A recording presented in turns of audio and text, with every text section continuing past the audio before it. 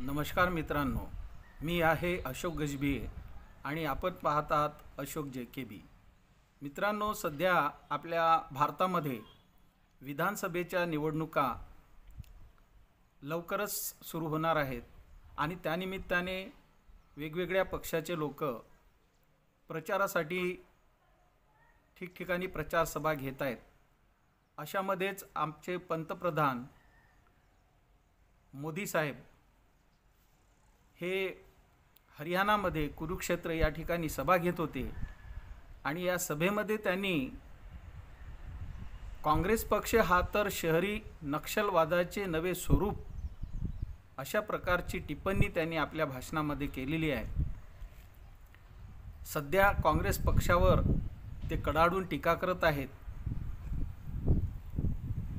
ते या सभेमध्ये म्हणाले की काँग्रेसचे राजकारण देशात खोटे आणि अराजक पसरविणे एवढ्या पुरतेच मर्यादित राहिले आहे।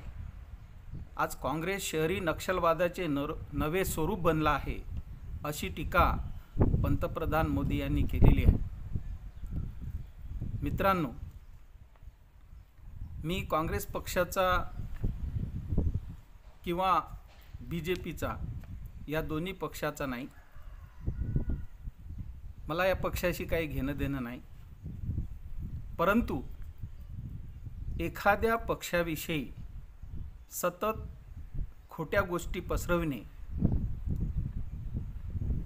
हे एखाद्या पंतप्रधानाला न शोभणाऱ्या गोष्टी आहेत। देशामध्ये नक्षलवाद कोण पसरवत आहे? देशामध्ये सत्तेवर कोण आहे? ज्यावेळेस काँग्रेसचं सरकार होतं त्यावेळेस आपल्या भारतामध्ये अनेक ठिकाणी बॉम्बस्फोट घडून आलेले होते। एक प्रकारची अराजकता आपल्या देशामध्ये पसरविण्यात आलेली होती। मुंबईचा हल्ला, मुंबईवर जो दहशतवादी हल्ला करण्यात आलेला होता त्यामध्ये कोण सहभागी होतं? ज्यावेळेस ATFचे प्रमुख हेमंत करकरे यांची हत्या करण्यात आलेली होती, ती का करण्यात आली होती आणि कोणी केली होती? त्याच्या मागे कोण होतं? कसलं षडयंत्र आपल्या देशामध्ये रचल्या जात होतं? याचा लोकांनी विचार केला पाहिजे। म्हणजे खरं दहशतवाद कोण पसरवत आहे? बरं, पुलवामा या ठिकाणी आपल्या जवानांवर हल्ला झालेला होता। त्या ठिकाणी 300 किलोचा RDX एका वाहनामध्ये आपल्या भारतात आणले गेला आणि 40 जवान त्या ठिकाणी शहीद झाले। मग हा RDX आला कुठून? कोणी सहकार्य केलं? मग खरी दहशत कोण पसरवत आहे याचाही विचार करणे गरजेचं आहे। आपण दुसऱ्यावर खापर फोडतो, परंतु यामध्ये आपण किती सहभागी आहोत, आपला किती हात आहे हे बघणे तेवढंच आवश्यक आहे। मग हे जे काँग्रेस पक्ष सत्तेवर असताना BJPनी आणि RSS वाल्यांनी हे जे देशामध्ये दहशत पसरवलेली होती, मग खरे नक्षलवादी दहशतवादी कोण? हाही प्रश्न आपल्या मनामध्ये निर्माण व्हायला पाहिजे। पण ज्यावेळेस आता BJP सरकार आलेलं आहे,